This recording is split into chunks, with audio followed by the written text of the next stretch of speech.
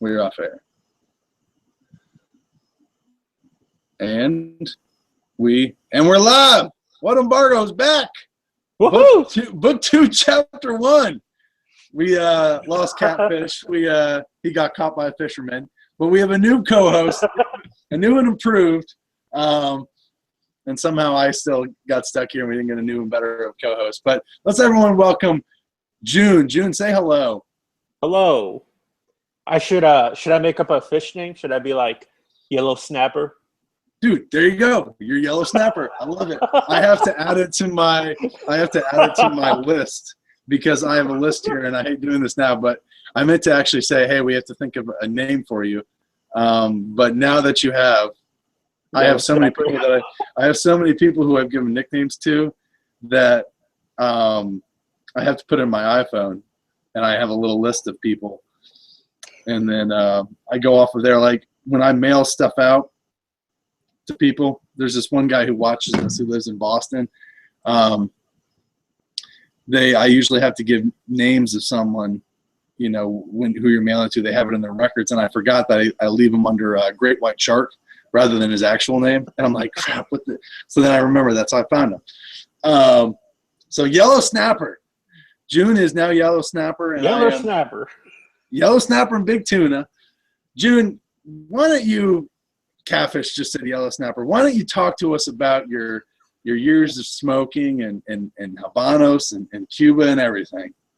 Yeah, sounds good. I smoked cigars for the last 10 years. And first started smoking the AJ Fernandez Man of War because it is such a banging deal, even better than Gurkhas. Man, AJ Fernandez, Man of War. That's right. And then I probably smoked for like strictly NCs because I didn't know CCs for about 3-4 years. And then I got my first bomb on back in my days on cigar.com forum. Did this, great buddy of mine, Cuban cigars. I had no fucking idea what it was. Can we cuss? Yeah, man. Fucking swear all the way. Oh, okay. All right. Just want to make sure that, we're not aired on the armed forces, blah, blah, blah, that Rob spiel. No, we are not on the Armed Forces Radio Network. The Armed Forces don't care about us, even though I care about them. So right. Cuss, shit, whatever you gotta do, man. Someday they'll see the light and smoke Cuban cigars. So one day they'll carve their own path like we do. Yeah. And then let's see, the first Cuban I had was a Boulevard Petit Corona. And that's a good one to begin with. That's a good one. Yeah, it was really good to begin with. And then the second round of Cuban cigars I had was actually Johnny O custom rolls. Oh, wow. Fresh rolls, as a matter of fact. So, I mean, it was absolutely fantastic. I started buying up shit left and right.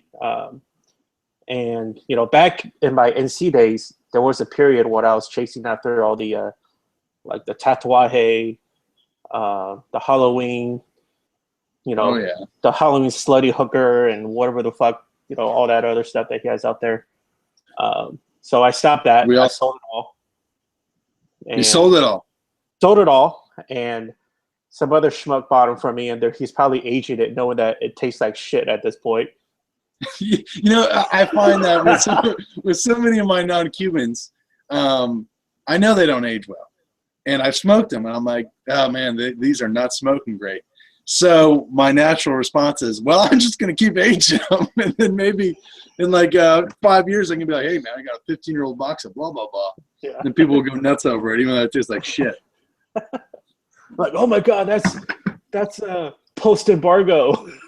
Yeah, that's a pre-embargo non-Cuban right there. Let's see, what else? So, yeah, after that, I started just kind of, losing a lot of my non-Cuban stash. Started buying a lot of CCs. Don't get me wrong. I still smoke some non-Cubans out there. I think, for instance, non-Cubans is a completely different ball game as compared to, I would say, 3-4 years ago. Yeah. I think non-Cubans have really ramped up to become even delicious stuff. But for the price and flavor, Cuban cigars all the way, in my opinion. Yeah, there's differences. Mm-hmm. So, like, for instance, I feel like I could, no matter what non-Cuban I buy or smoke, I could always find a Cuban cigar that is most likely more flavorful in terms of body and prefer strength for me, which is more like a medium strength cigar. I don't like super strong cigars. And I could always find one that's typically cheaper than the non-Cuban that I'm smoking. Yeah. So it's like, why the hell wouldn't I smoke a Cuban cigar, right? Oh yeah, prices are great. I don't get what people are talking about. Mm-mm. I mean, don't get me wrong. There's of course Cuban cigars that are highly sought after. I mean, even way more than that. The Liga Unigo stuff, or the NC World, and the Tats, and the whatever, the 5 kicks or whatever you call those. So 5 kicks, baby. 5 kicks. But overall, I mean, I could always find a better cigar, tasting cigar, cheaper cigar in the Cuban cigar industry. So fast forward to what? Like the last 2-3 years, I've been buying tons of Cuban cigars. I probably have about 90% Cuban cigars and like 10% non-Cubans. And the non-Cuban stuff that I really appreciate and will still smoke for sure. Big props to Dion, Lugione stuff. I think Dion does incredible flavorful cigars. And that guy just knows his tobacco, I hear. I mean, he's a tobacco geek, and he turns out incredible cigars. Who else? Some of the new stuff, like I like Warped. I had the the El Oso and the Florida Valle. Those were pretty good. But it's very limited in non-Cuban world. But on the Cuban cigar front, man, I love them all overall. There's very few marcas that I would say that I just completely don't really want to touch. Like Kawaba, I've never had a good Kawaba ever in my life. Nor will you ever have a good one. Yeah, like I don't think it exists, So, and there's shit out there for Kawaba that's like decades old, and then I look at it, I'm like, it probably tastes like smoking dry cardboard. So. It's always when like the people are like, "Hey man, I really picked up this old box of Kawabas. It was a hell of a deal. I bet it was." Yeah, I only paid $400 for this limited edition 08, and oh yeah, it tastes like nothing. Yeah, exactly. So, well, what are some of your favorite Cuban marcas? Oh, favorite Cuban marcas. I will say, if it has to be a well-aged, Cohibas are good for the most part. I also say Bolivars, A. Chutman's, Ramon Iones. You there?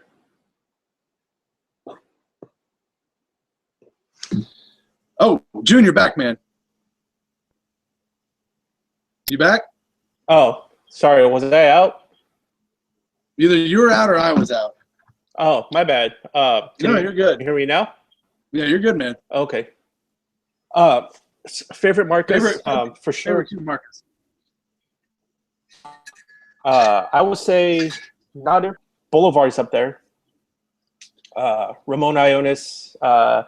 Chutman. If it's Cohiba, it has to be. It's fickle, but when I find a good Cohiba is good, it has to be, for the most part, preferred. El Laguito factory rolled. Something that has, 7-8 years is usually where I like it. Now, when you go to Cohiba, I'm sorry. When you go to Cohiba, do you go to like the, there's the Linea Classica, which is like the Robusto, Escondido, all that, or do you go to the Linea 1492? Do you go to the Siglos? Which side do you go to? I tend to go to more of the Siglo line. Yeah. I've had a couple of good Cohiba Robustos, but I mean, those are like the one that I really had of all the new ones and the old ones that I've had, mainly new ones. They're just the new ones aren't there. They're either incredibly muted or they're extremely they're full of young tannins. So meaning it's not ready to smoke. Yeah. I've had an incredible Cohiba Robusto from '94, which was just it was just amazing. I mean, I couldn't believe how much flavor came out of that thing. But then again, you know, I paid a pretty penny for that cigar. So I bet you did. yeah. But so I would say Cohiba is up there, but it's fickle. I would say the marca that is consistent performer amongst all different Vitolas, I would have to say H. Upmann is pretty much up there for that. Always winning. It's always winning. Yeah, you can't go wrong. I mean, whether you smoke, well, the only thing that I might not like that much at the Upmann profile is the Magnum lines. I don't feel like the Magnum lines always perform for me. But you're talking about the Connoisseur lines, the 1 and the A. I mean, Sir Winston's absolutely classic. And then they're little guys like the Majestics and whatnot. They're all incredibly delicious. And you could buy young boxes of those and still enjoy them. So for anyone that's out there thinking that buy Cubans just sit on them for, I don't know, until you have a baby or wherever hell, not needed. Not needed at all, because even within the current production, they're making some great stuff. So, yeah, H. Upmann, I mean, the Sir Winston's, I mean, number 2s, even the half Coronas, they smell great young. I mean, they do terrific with age, but they're great young too. Yeah, I mean, half Coronas, man, we don't really have what's considered a winter smoke in Northern California, Bay Area, which is where I'm at. But, you know, I love smoking those. I could go through just 2-3 of those in a setting and be completely happy. Yeah, so, they're easy. They're really easy to smoke, and I mean, there's no point in aging them because you just smoke them. I find that's the case with like Boulevard Royal Coronas for me. I just smoke through them really quickly. Yeah. The marcas that don't typically do it for me, of course, Coaba. I don't really want to buy like the cheaper, cheap and cheerful smokes of Quintero and the Jose Piedra stuff, because in my opinion, there's no yard guard. If I'm going to have a cigar, I don't want to do anything but enjoy the cigar. You know what I mean? Like I want it to be a cigar-centric moment and not pulling weeds or spray mulch in the backyard or any of that stuff. So to that extent, I don't believe in buying yard guards. I've had them; they're not bad by any extent, but I feel like I could pay $1 more for a cigar and get something that's just exponentially better. So absolutely. I never smoke cigars when I'm doing yard work. Well, I do, but I'm really not doing much yard work. But like when I get on my roof and I'll blow leaves and sticks off the roof, I will bring a cigar up there, but I usually just hang out up there. Like it'll be like I'll be up there for 2 hours. I ain't doing much. Just smoking on the roof. Mm-hmm. Yeah, I mean I've done yard guards before. Like I was pulling some weeds in the backyard and having one of those Quinteros, and I remember getting thirsty as hell. And the cigar tasted like ass when you're not hydrated, right? So, pitched it. Are you doing espresso, Cuban espresso? What are you doing? Yeah, I'm doing a little cupita. Well, it's actually twin engine Cuban style coffee, but it's one of those. Oh, we got to talk about that, man. I've been that's Collins Company, right? Oh yeah, man, good stuff. Really good coffee. I really like it. I mean, I get his stuff every month. Colin came on the show. We should have him come back on. His coffee is freaking amazing. Really, man.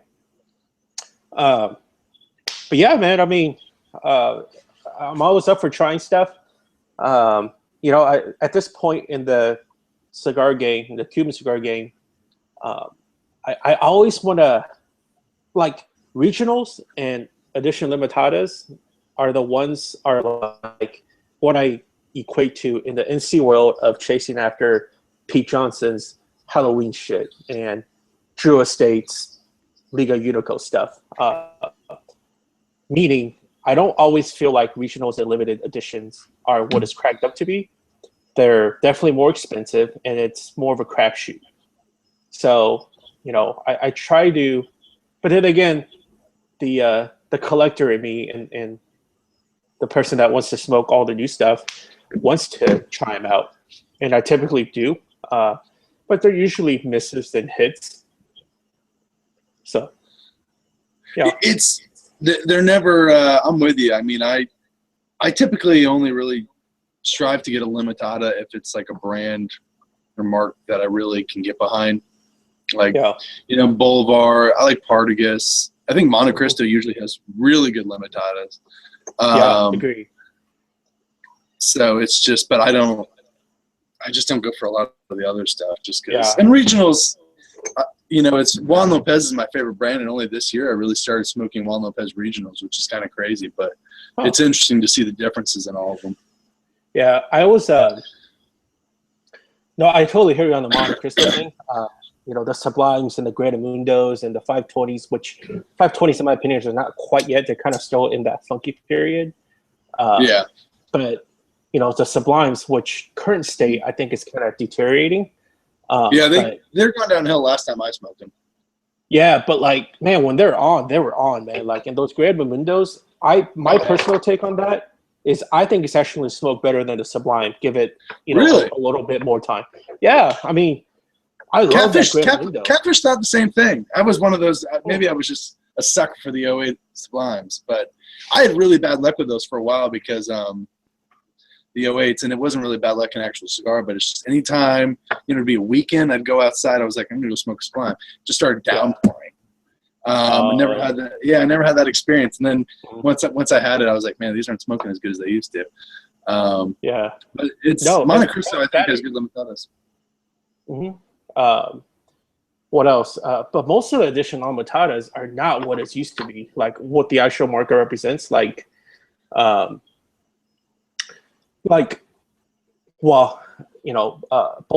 for instance. Have you had that Super Corona yet? Yeah, it doesn't smoke anything like a Bolivar, in my opinion. No, it doesn't. And the same thing kind of goes for Partagas. The same thing goes for a Jumpman, especially a Jumpman. What is it? That 2009 limited edition that they had? Yeah. What was it?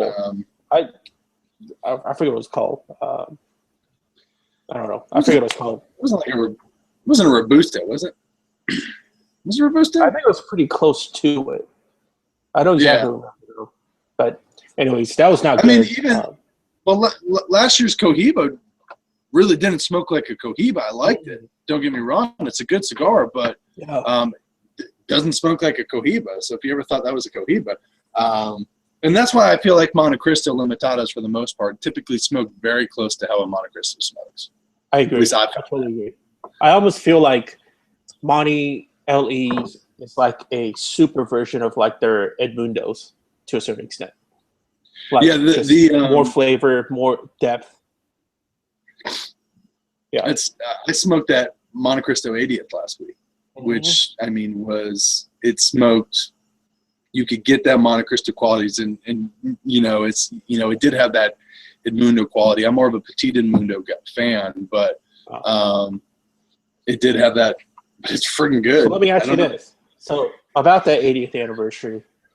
Yeah. So I gauge a cigar of how good it is based upon if I'm going to buy it or not and how much I'm going to buy. So based upon that rating scale, we're not going quantitative. Let's just talk about how much you buy. And knowing that it's going to be a super expensive cigar, of course. What are you looking at? And that's where, you and I have talked about it. It's just, what's the price going to be on? Because, I mean, if it's like between 40 and 50, or is it going to be like 60 plus? I mean, I don't know what they're going to do. I don't think anyone has any idea. Between 40 and 50, I mean, I hate that it's 20 count boxes. So just because I smoke so much, a lot of other stuff, I just never smoke a lot of things. And it's just, I'm always that. I'd probably get a box. You know, if I really wanted to throw down money and not worry about some other stuff, I'd probably get 2 boxes. Right.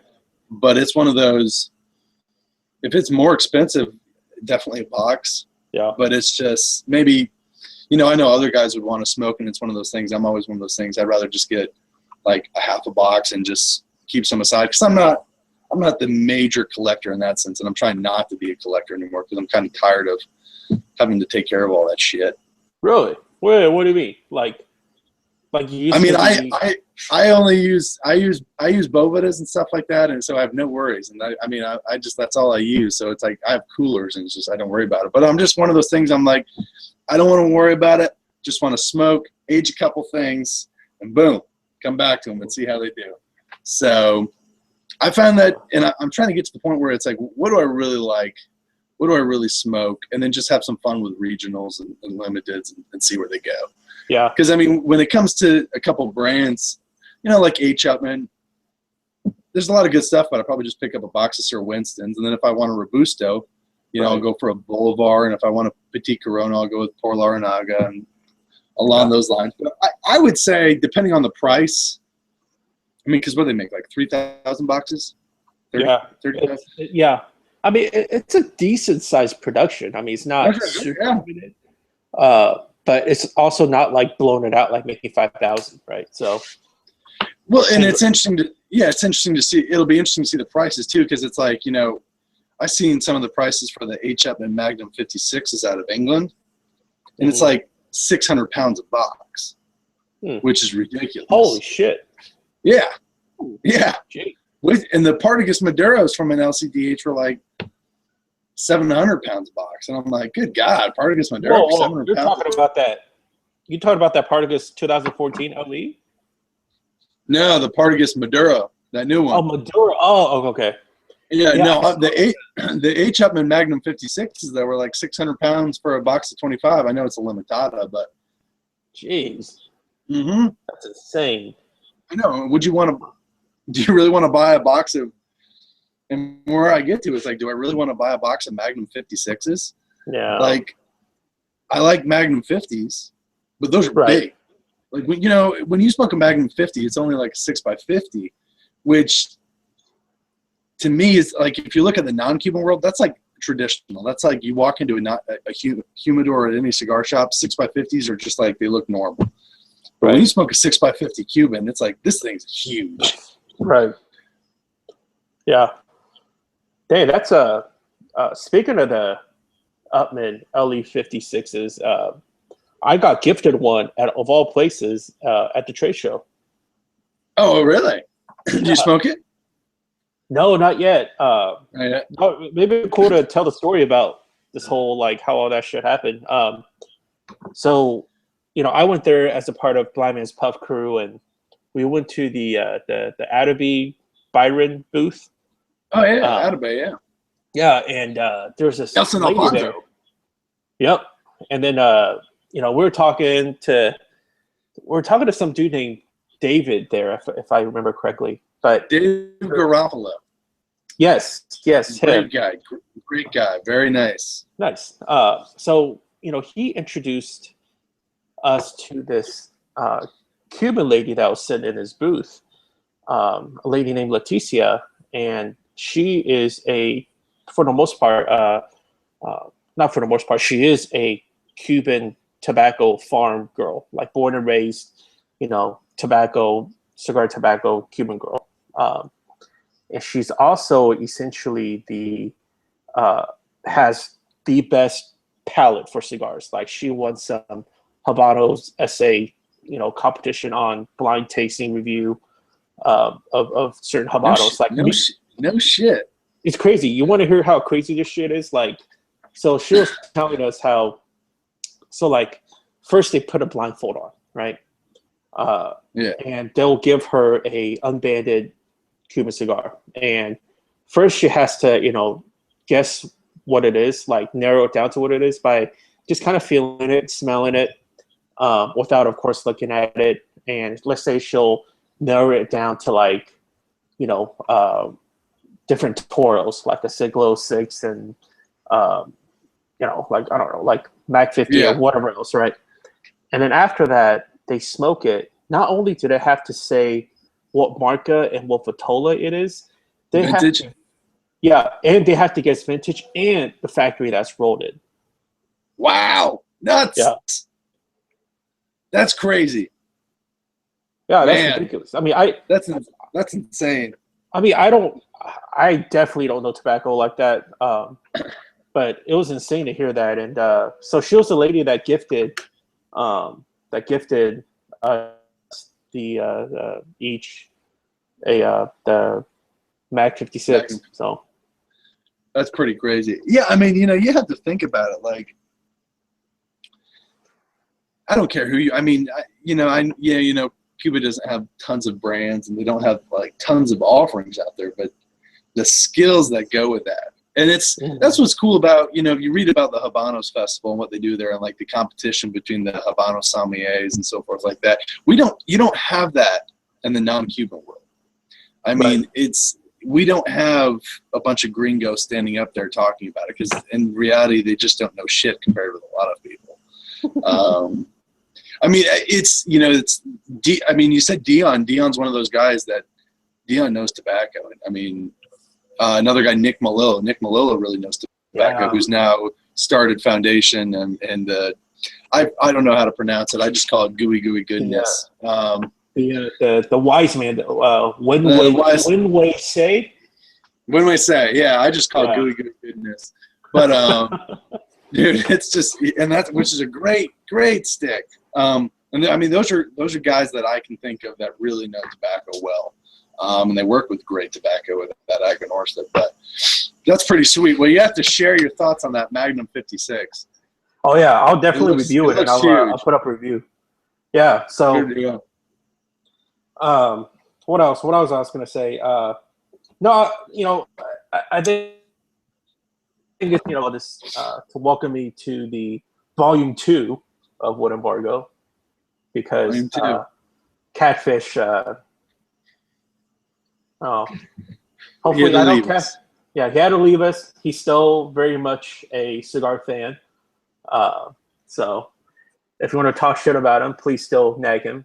I could surely provide you guys his phone number so you can bug the fuck out of him. So there you go. Just give him a hard time. He deserves it. So as for me, but if you have any questions, I'll put up my contact information and whatnot. And if you feel like there's certain concepts or things that you guys want to talk about that will give you a better time as a Habano smoker, or just want to have more knowledge, by all means, let us know. And we'd love to go after it. If there's certain reviews that you guys want to have us smoke in certain cigars, tell us so that we could give a proper review of such. And just in general, I mean, ideas wise, by all means, tell us. We want to know, man. Aaron Wawensay. Aaron Loomis told us how to pronounce it. Wawensay. Oh, Wawensay. You smoked that, didn't you? Yeah, I love it. I smoked the Churchill because he and I were talking about his line. He said, I really spent a lot of time on the Churchill. Well, he spent a lot of time on everything, but I really wanted to make a really good Churchill. I really want to honor that size. And I told him that's good because, and I even said in my review, because there's a lot of, most non-Cuban churches in double Corona suck. Yeah, I don't think there's very few people, in Nicaragua, Honduras, DR, that make good Churchills, in my opinion. I agree. They don't do it. Double Coronas as well. They just can't make a cigar that tastes good too big. So someone said half Coronas are like candy. Yeah, they're like definitely crack. So yeah, what else? What else should I talk about in terms of my background? Where am I at with my current smoking experience? I'm at the point where I feel like I kind of have a stash of all the regular production stuff that I want to have a stash of and age and, sample through as time goes on. Kind of like you, I think I just want to try the regionals and limiteds and that kind of stuff. you know, even though it's kind of been like a crapshoot for me, I still want to smoke them because I'm not gonna know until I smoke them, right? So It's every once in a while that you really find a good one. I mean, there's some where you come across some regional and you're like, this is just, I'd rather smoke something else.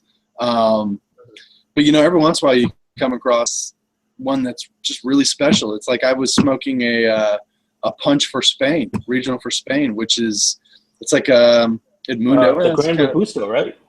Yeah, Yeah. phenomenal. I mean, it's not a size that punch has, really delivers those punch qualities. And it's just like, man, this is great. This is awesome. This is what it's about. But then again, you smoke like the 2014 Juan Lopez for Portugal, and I'm just like, this isn't as, you know, it's not really what I'm looking for with when I smoke Juan Lopez. I'd rather smoke the Celestian number 1 or even number 2. So you never know what you're gonna get, and that's what makes it fun, I guess. I mean, what Juan Lopez have you had that's honestly better than the number 1 or the number 2? Yeah, I don't think I've ever found any of them that are better than the number 1s or number 2. And, you know, those things smoke great young with age. I have a couple 08s, which are fantastic. I mean, simply phenomenal. Yeah. I have a lot of 08 and 07 and 09 stuff. 08 in general was I mean, if you could find 08 boxes in general, my opinion is buy them because they're smoking great right now for the most part, and just mark us all across the board. Yeah. 08's a good year. 12's a good year. And that's the interesting thing about, you know, Habanos is with Cubans is the people who are in the Cuban world, you know, we always talk about vintages and years. Man, that was a really good year. You don't find that with non-Cubans. And I think that's what makes it really even more special. Yeah. And that's what I also like about Cuban cigars, because, you know, boxes are dated, right? Yeah. You know, within current production stuff, I heard there's less and less of a importance on the actual factory rolled in, but definitely within the month and the year of that stickers. And I love that. Whereas non-Cuban cigars, right? Like you may have the first run of, you know, just for pure example purposes, when Dion released his first cas of his Illusione Rothschilds, which I love, by the way. Have a whole one, unopened. Dude, those are amazing. That's actually my go-to cigar when I go to my B&M, because most of the shit, they're like, I don't want to smoke, you know, whatever they have and stuff like that. Yeah, whatever, that Boulevard bubblegum candy wrap or whatever the fuck they had nowadays. Oh, dude, we're going to smoke it on the show. I have some coming our way. We're going to smoke the Boulevard bubblegum.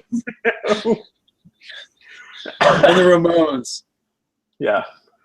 Yeah. Have you seen those, right? Well, yeah, you put it on Facebook, I think. Yeah, I saw them in my local candy shop. So it's man, what a disgrace to the boxes. You know, it's funny because I wanted to get a box and compare it with my like Boulevard. I just had one Boulevard Libertador box lying around, but my mom took it because she thought the box was so great. She just took it when she left. So I don't have it to compare with the other stuff. But oh well, I'll get another one. You know what we should do? We should score some of those General Cigar Boulevards and the Ramones, and then we should unban all that stuff, and then we should send them out and then have people guess what Cuban cigar it is. we have to wait a while because people will remember it. So we have to wait and see what it is. But you know, what's funny though is I like to you know, another good show that Coop and Paul do is Stogie Geeks. Is I like to send them a lot of unbanded stuff.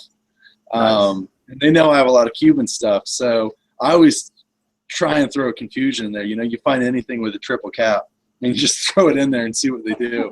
And especially stuff that's been aging. So because it's, you know, I send them like a Cas Fernandez Miami Reserva from like an original release. It was like when it was one size from like 11. I sent it to you all too. You guys liked it because I bought a shit ton of those. And Coop hated it at first, and then he smoked it and says, wow, this is a completely different cigar, just because it aged phenomenally. It's always fun to do that stuff. So, yeah, we're we're gonna do a lot of blind stuff, and we're gonna mess around with people because it's like that one time you got Catfish and I with that Hoya, which was that's right. That was like a year ago, I think. It was around a year ago. That was a hell of a trick. Oh yeah. What was I gonna say? Yeah. So I mean, I think at this point I like to do more regional stuff and just kind of look into regional stuff that comes out. The additional limitada stuff. And really some of the regionals that I really want to hit up is like a lot of that Middle Eastern stuff. Like there's such a that you know how like people talk. Some people don't, or they feel like Cubans are so expensive and it's like such a great thing. It's such a like that forbidden fruit sort of a thing. Well, for me, the Middle Eastern regionals are like that because I've never smoked one and I want to be able to smoke all of that stuff. So I'm trying to work through some connections and I think you and I just need to book a flight to Lebanon, and we'll go to Lebanon for a day, or actually not even a day, probably like 6 hours. That way we might be able to get out of the country alive. I mean, I don't care what you say. If you see me walking around Beirut, any smart person is gonna be like, "Let's grab that motherfucker." Yeah. And then any motherfuckers will look at me and be like, "Oh, he could build us another railroad." Another bridge. let's grab that white boy and let's grab that. Oh man, who knows what that white boy's gonna do? So yeah, exactly. So it's one of those things, and you know we'll go get some of those exclusives because I mean they have a monopoly on the Ramon Iones exclusives. I mean they just do little Edmundos and Grand Edmundos and Petit Edmundo Ramon Iones every year. And what I hear is they just knock it out of the park every time they release one of those. Like everything, people really like them. So I smoked a 12, and I remember this because I was going through and I can't believe I smoked one of the 12 ones, not the original one with the fancy Phoenician band. And I was going through my notes. I was like, holy crap, this is fantastic. But then I forgot about it because I also was smoking a Edmundo Dantes, that 109, which was amazing. Which I hear they're bringing back for 2016. Yeah, they're going to do a torpedo version of that. So and you know, I was talking with another guy, says, you know, who was interested in the Monte Cristo 80s. He said, man, screw the Monte Cristo 80s. Let's just focus on the Edmundo Dantes. Hey, he may have a good point because there's a valid point in that too. So have you had the 50? Have you had that 54? The Connie the Edmundo 50. No, I didn't smoke that one. I smoked the original 109. I never smoked the 54. Okay. Which was one of the best cigars I ever smoked. It's up there, dude. It's one of those. It's fantastic. Those are one of those cigars where it came out. It's like, fuck, why did I buy a box of those and then like stash them away? Because you have an idea that it's gonna be good. You know what I mean? But like, yeah, why didn't you fork up that money at that current fair market value and just bite the bullet and do it instead of waiting and be like, oh fuck, now I gotta pay like what, 35 to $45 a piece. So yeah, I have a good older friend who's got plenty of money. Who's actually he bought a box of the 109s.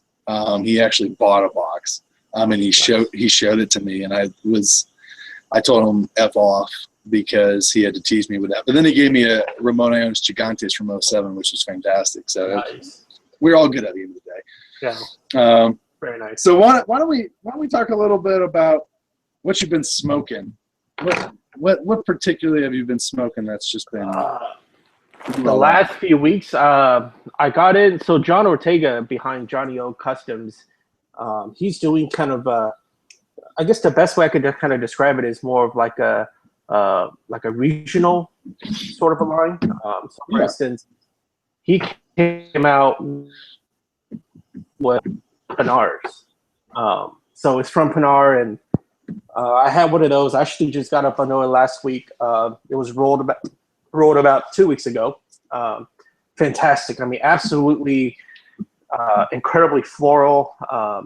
Got such a nice breath of just that deftness and the body that I love in Cuban cigars for the most part, and I feel like non-Cubans have a very hard time mimicking or even getting close to. Love that. I'm having a Juan Lopez Andorra Regional right now, which is, I think it's the number 5. So we just came out in 2010. And this thing is a firecracker, man. Like, I mean, I'm drinking some, Parker's Heritage bourbon, and this thing is like stepping right in pace with that. I feel like most spirits, in the sense of whiskey in general, cannot keep up with cigars. In the sense of, I mean, yeah, I can taste a cigar, but you can't really taste the nuances. But this you definitely can. And I'm a slow smoker, and I can milk this thing for like half an hour. So, what else has been good? I revisited the Emudo Dante's 54 like a week ago. Nice. Absolutely fantastic. I mean, it's maybe, hey, maybe it'd be cool to, at some of our shows, we could do, like, we could smoke the same cigars together, and we could do like a video review of them. So. Yeah, we should. Yeah, definitely. We'll do that. Yeah, we're gonna do that. Some of the super cool shit that's coming out, or like the stuff that's really hard to find. Like, we could do a review on it, and then do like a video chat on it, and then we could send it to the army of video editors, Cigar Federation, to get edited for us. We'll get it. We'll get it all figured out. Yeah. And what else? Something that I had that I wasn't too fond of. I had a 2000 Partagas Longsdale. Man, those are going downhill. I mainly got just a little bit of hay, a little bit of just, just the body was gone. There was absolutely no pepper left in it anymore. So within the like 10 or so that I got of those, I think I'm going to smoke them all pretty soon. 15 years is a long time, man. 15 years is a long time. You know what holds up 15 years? The only marca, in my opinion, that holds up 15 years, and this is just overall, in my opinion, Cohiba. I mean, I will not hesitate at all if I had decades, a decade-old, 15-year-old Cohibas lying around. I would, at that point, I would be stoked to smoke them. Yeah, I smoked a Seagull 5 from like 2002 or something, which is, I mean, it was like 13 years, and it was phenomenal. I mean, just simply fantastic. I mean, it's just, it's the brand it's meant to age, man. It's like fine wines. Yep, that's right. What else? I had a Churchill. It was good. And that's about it. I mean, that's what's most memorable. Yeah. What about you? The Picadores. Nice. I've been smoking my way through those. I need to work around to really gathering my true thoughts on it and reviewing. It's a good stick. It's hard for me to I'm glad that they added a bigger size to the brand, to the marca. But there's a part of me that's just, the new bands are too fancy. They just need to go back to that shitty old band. It's like it's flashy. There's like no need to be so fucking flashy. No, it's too flashy. They need to take the band, they need to go throw it in a pile of mud. They need to step on it a couple times and really add that true old school quality to it. Now, I will say that Cohiba bands, I think that's fine, because just the sheer amount of counterfeits out there for like markets like Cohiba, I think it's cool to do that hologram and blah, blah, blah. But, preferably not a fucking band that takes up like a fourth of the cigar. But I understand that. The Por Laranaga, Quiet Orsay, whatever, give some kids some crayons and tell them to draw some fucking orange on it and be done with it. You're absolutely right, because I was talking about it. I was showing these Cohiba bands to my wife and everything, and she's like, the original Cohiba is the only brand. It's like it deserves that brand. It deserves that band. It needs to be up at a higher level, I think. It's just it represents Cohiba better. I think it's like I'm like now smoking this Partagas. I love this Partagas brand. I hate the Series awesome. D. I hate the Series D and shit. You know, but the old H. Upmann bands are cool, but the new ones aren't bad. But yeah, the Picadores band is just too fancy. Yeah. I smoked I came back to an H. Upmann Magnum 50. Nice.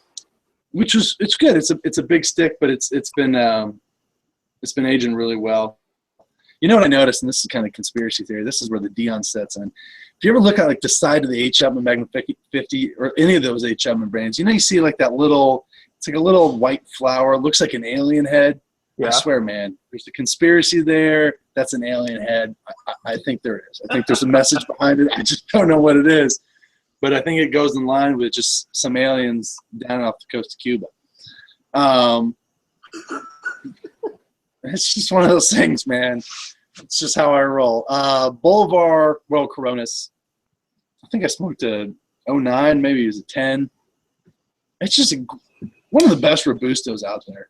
I mean, I don't think you really can go wrong with it. I agree. You know, speaking of the Bolivar Royal Coronas, I feel like that is the cigar. So, like, I have like 3 boxes of those just like chilling and aging. But Yeah. the few times that I smoke that, I know it's one of those moments where you go, why the fuck do I buy everything else? Why don't I just stick to something like this and then just go deep on them and then just enjoy this for the rest of my life, you know? That's where I am. Royal Coronas, that's exactly one of those kinds where I completely feel like that every time I smoke it, bar none. It's the Robusto. In fact, I always make the joke because someone asked me one time, why is it called Royal Coronas? Why isn't it Royal, why isn't it a Robusto or something? I said, because it's just so good of a Robusto that they technically call it a Corona. And that's why it's just a Royal Corona. That was just a stupid little thing I said, but the guy thought it was entertaining at the time. But you buy boxes of I wonder why I smoke other Robustos after smoking it. It's just, I know there's a lot of good ones out there, but it's like you find that one and that's the one. What else have I smoked? Oh, I got a little list here of some photos that I smoked. Smoked a new Cohiba Siglo 1, which is pretty good. Yeah, young nice little, but good. Yeah, nice little smoke. Yeah. I just, I look at the Siglo series and, Siglo 6 are just like those classics. But I love the Siglo. I love the Dahlias. I love that 898 Siglo 5. Oh, yeah. Speaking of Dahlias, 898s in general, like, man, will that freaking Ramon Regional for Aluminia ever release? Because that's one that I'm actually looking forward to. And I will go to no links to get a couple of boxes of. That is a release, and they're using the that green and white band, aren't they? I think they are. Yep, old school. Yeah. It's just a terrific size. It's it's like the Partagas 898. That's another one which is you can't go wrong with. You can't go wrong with that, especially if you get a really good one. So that's all that's really friggin' wowed me in some ways. Yeah. But it's just good age stuff. Yep. Cool. Oh, I was gonna say, I smoked a 2001 Partagas Churchill Deluxe last week. Oh, how was it? I was pissed, man. It was plugged, like completely plugged. And Dustin actually, Catfish, sent me a Havana Saver, one of those what do you call those, the poker sticks? Oh, yeah, the little weed roaches. And I left it in my cigar for a good hour to try to come back to it and smoke it. But every time I took the Havana, the poker stick out, the cigar just automatically just closed up, and it was dead. So I had to pitch it. I was pissed, and I was like, dude, but of the little that I got out of it, it had really good flavors. But hey, I guess this is one of the scenarios in which that stigma that Cuban cigars get, that Cuban cigars are plugged and they're not constructed very well.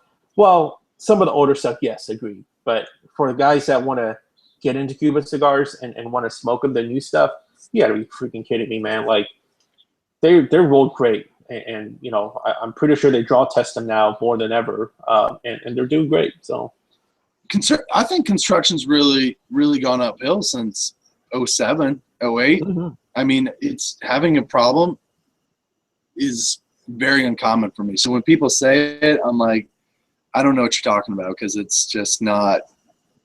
I don't see the problem that people are talking about, and I've smoked whole varieties of inches and boxes and different marcas. So it's. But then again, you know, I had a couple non-Cubans as well that, you know, past a little while that had been plugged. It happens. I mean, I mean, you know, I had just, when I was doing blind review cigars, one of the cigars, I forget what it was, but the complete wrapper fell off of it, and my review was based upon smoking the filler and the binder. You know, so it's a great filler. It's a great filler blend. I don't know how the wrapper tasted, but the filler blend was fantastic. No, actually, that was a pretty shitty cigar. I'm pretty sure most of the blind man review puff that I do, I'm the one that gets outcasted and score get dropped, because the lowest score always gets dropped on that, and I'm pretty sure a lot of it is because of me. I've been dropped a couple times too. I mean, I know that Aaron's seen me. I'm like, man, I'm right at the bottom there. So, and then I just make fun of the people who give it like the fucking highest rating out there. So, yeah. But it's just, I mean, it happens. But I think production and construction and just the quality overall has gotten better over the years. Mm-hmm. I don't see the issues with it. It's, I mean, and you know, it's one of those things. What I laugh about, and we should do a show about it, is because, you know, these past years we've talked about Cuba, is the amount of non-Cuban manufacturers who have been very public in bashing Cuba, and bashing Cuban cigars. Some of whom I know were big Cuban smokers. It's like they're getting defensive now that they potentially will have competition down the road. But I think what they do, though, is they're definitely influencing non-Cubans, and I mean it's quite evident, and it's with the new Crux line for all you guys out there. The Crux, the brand based out of Minnesota, they have that new Crux de Connoisseur, which is based off the old, it's based off the old series de Connoisseurs by Partagas. Yep. I mean, what some people don't understand is the non-Cuba market is ripping off Cuba. All right. And you think Pete Johnson, fucking like Huber, etc., are such geniuses behind their marketing and the regional shit that Huber's doing, and the store exclusives and blah, blah, blah, limited edition. All that stuff, it came from Cuba. Cuba originated all of that stuff. What the limitadas, what the regionals, with just festival cigars, you know, all of that came from Cuba. So, you know, if you're going to talk about it, first, in my opinion, you got to give respect to the old Cuban traditions of cigars. You have to, because it originated from there. Anytime you see a Reserva band on a non-Cuban, say thank you, Cuba. Every time you see a fucking sly lid box, every time you see a dress box in the non-Cuban market, you say, Cuba, you did that. It's not because, I don't know, some other non-Cuban company did it. It's complete bullshit. It's one of those things. Yeah, you have to be honest with that. Now, when you see the new Ramon Iones and Bolivar boxes from General, don't say thank you, Cuba. You say I'm sorry, Cuba. Right. Exactly. Because you just insulted them big time. No, it's complete insult. I mean, I don't. When I saw it at the show, I stood there and I was just thinking, you know, I was like, how can you bastardize Cuban rooted traditions? How can you do that? I mean, it's not a mystery that non-Cuban market copies Cuban market, but how can you just downright essentially take a regular, you know, wooden box and have all this crazy art and vibrant colors and all that shit on it, and saying that you're giving props to Cuban tradition and you want to do the revised modern artistic thing to it? Yeah. Oh, hey man, I'm totally with you. It's it's not a way of paying tribute. It's a way of kind of just saying, man, we really fucked that one up. Yeah. Furthermore, so I will say, if Cubans could roll cigars that has 2 to 3 year aged tobaccos and could taste so great, and you picking up a Nicaraguan cigar with 15-year-old blah blah blah, they'll make it mediocre. Well, what does that tell you, man? Like, you know what I'm saying? Like, if Cuba wants to do it, they could produce the best cigars. They do produce the best cigars if they want to do it.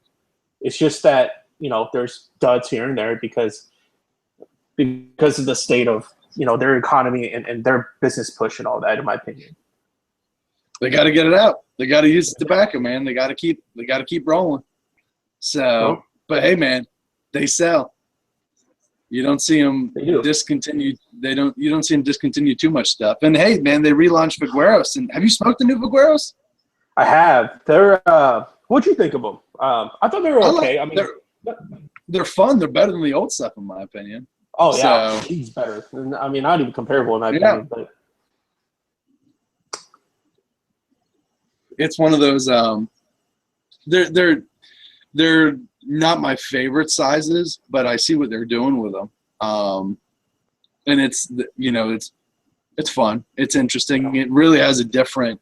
It's interesting. It's cool to see the flavor profile coming from those, because I mean that stuff's everything in there is just Pinot Rio. None of that stuff is Havana. So it's just kind of interesting to see that whole really has that farmer mentality to it. Yeah, for sure. Keeping it local. Yeah. So Seth, let's talk about you want to kind of talk about what we have planned and for future shows and all future shows, yeah. Yeah, I mean, you know, and we can feed off this, and people, if you want us to do something, message us, email me, email June. We'll get you that information. But, you know, you can find me anywhere. But, you know, I think we want to talk about, because, you know, we covered a lot of stuff on like fakes and the old, and book one, we talked about all that stuff, and we talked about new, we talked about regionals and limited. So June and I were kind of going to be true Cuban style and, you know, kind of focus on the older years and just kind of talk about, you know, what Cubans are all about and aging, and share what we're smoking, share our thoughts on that. How are they smoking? What do we think's going to come? Every once in a while, you know, take some ideas, just kind of feed off of others, you know, what to pair with Cubans, because Cubans are a little bit different, I think, than non-Cubans in the fact of what you can really pair with them. I just think it's a totally different ball game.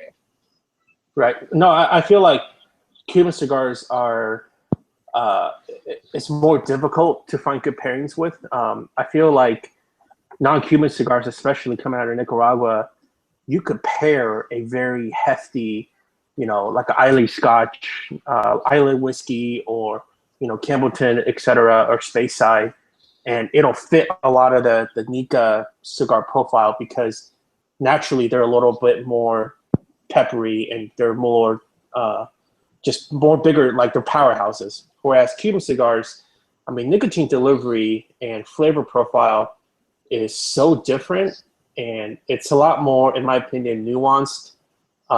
It's a lot more, there's more complexities, in my opinion. So, you know, because of all that, and generally it's not as strong as non-Cubans, generally. Yeah. So with that, I feel like spirits and whatnot that pair better with it are the softer, lighter spirits. You know, I would not personally pair anything from Islay with a Cuban cigar, because I just don't think it works. I could find tons of wines to pair with Cuban cigars, because a lot of them are complementary. So, but yeah, anyways, we could definitely have future episodes and talk about, you know, contingent upon, you know, we'll perhaps take it by marca, and then we'll kind of take it by different spirits that Seth and I have, or if you don't have it, you know, I could totally send you. I have those little 3-ounce bottles of stuff I could send you samples of, and we'll do shows on. Yeah, we can definitely go down the road. There's been plenty of shows where I've hit the spirits and get going, but yeah, we'll talk about that. we're going to try and we're going to work with some non-Cuban manufacturers for them to come on that we really think fit with us, talk about their brand, and also get down and talk about Cuban cigars with them, and just see what they have to say and talk about tobacco. And so we got a lot of ideas. It's one of those we're gonna have good shows. I'm super excited. I hope June is. It's good to get Wet Embargo back on the roll again. I think Monday nights are going to be our nights. So something else I was going to say is, sorry, Seth, I didn't mean to cut you off. What were you going to say? No, do it. So, going back to the whole, trying to get some of the non-Cuban manufacturers to come in, we're not talking about just, any sales rep or any guy that has a brand. We're talking about, I'm not going to call out any specific names, but, some of these guys that are non-Cuban cigar guys and the brands out there, they started their love with cigars with Cuban cigars. So we want to mainly target those guys and, geek out about Cuban cigars, as well as when they blend their non-Cuban cigars, what they're looking for, and essentially, the comparisons between what they blend and the Cuban cigars that they've so enjoyed in their past and still enjoy. When I was walking around at the show, at the trade show this year, there's a couple of the manufacturers and the guys behind it that they were smoking Habanos there. And I was like, oh, cool. Like, you smoke Habanos? And they're like, yeah, man, like, this is how it started. How do I, he's like, I know how to make cigars because I know what good cigars taste like, i.e. Cuban cigars. So. Oh, yeah. Yeah. And then also, have ideas of doing like vertical tastings. For the guys that know their wines, vertical tastings are a big thing, right? So you take basically, various vintages, the same varietal, the same winery, and then you go taste based on that. And I want to do that as a part of these shows as well, so that you guys can know based on, of that market in Vitola, what's smoking well at this current point, so that you could spend your hard-earned money and chase after those. Find them and get them if you can, because if you got a good retailer, you got a good international retailer, they can usually, if you get in contact with them, they can tell you the vintages of what they have, and you can work with them on that. Mm-hmm. So at least I have that experience. I don't know about everyone else, but yeah. And also, I